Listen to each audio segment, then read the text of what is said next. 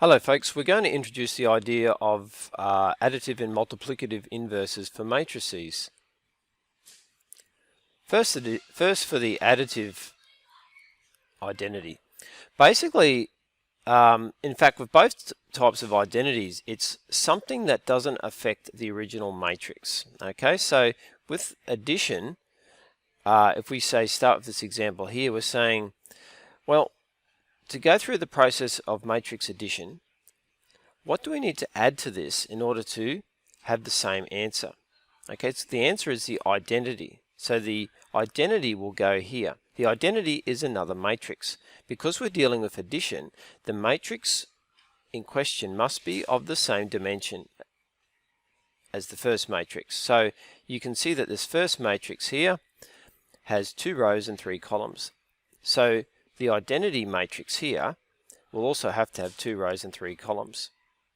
Alright, so the additive identity would have to be clearly the 0 matrix of size 2 rows and 3 columns.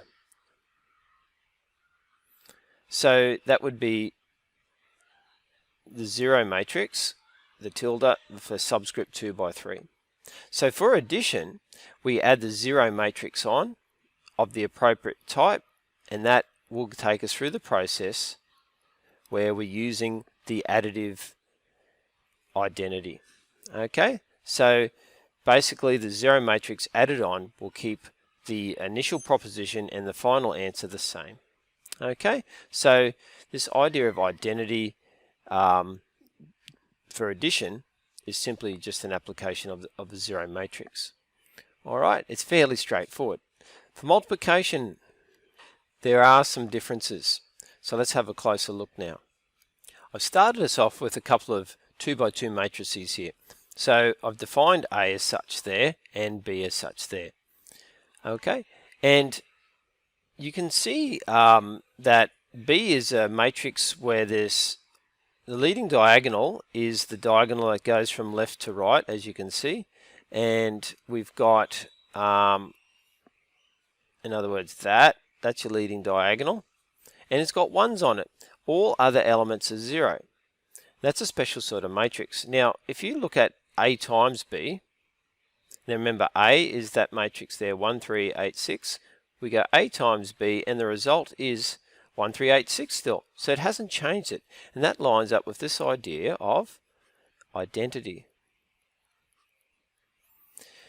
Alright, if we do it the other way around and they are conformable, we still get the same answer. B times A still gives us the same answer. It's unchanged from A.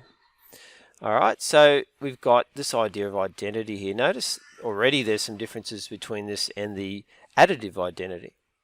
Okay, but the process is the operation happens and there's no change. Alright, so we notice that this is not a matrix of zeros. So the 0 matrix does not apply in terms of the multiplicative identity. Okay, in fact that's called an identity matrix. Okay, so make note of that. That's an identity matrix. An identity matrix is a square matrix, okay, where the number of rows equals the number of columns. So we can see that for 2 by 2s, it doesn't matter whether you multiply it on the front or the back, it gives the same answer. Okay, yet it's interesting that we said in general A times B, to go back to the previous video, in general does not equal B times A with a few exceptions, and here's an exception. Okay, so that's very interesting, isn't it? Now with matrix conformability, we can't just multiply any 2 matrices of any size together. They have to be conformable. So let's keep looking.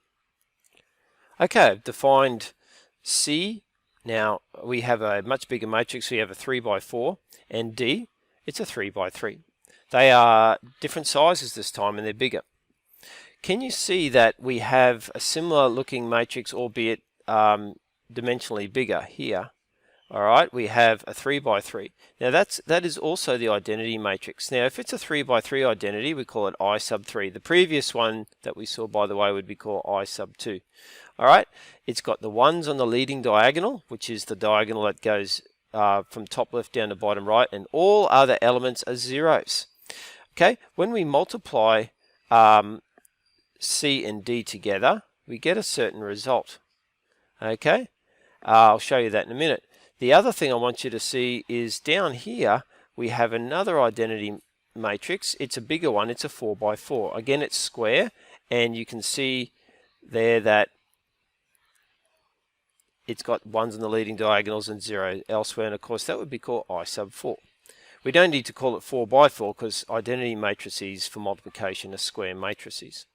Okay, so moving on, if we go DC, now remember D was this identity matrix here, and C was that original matrix. Absorb it in your head because you want to have a look at this result here.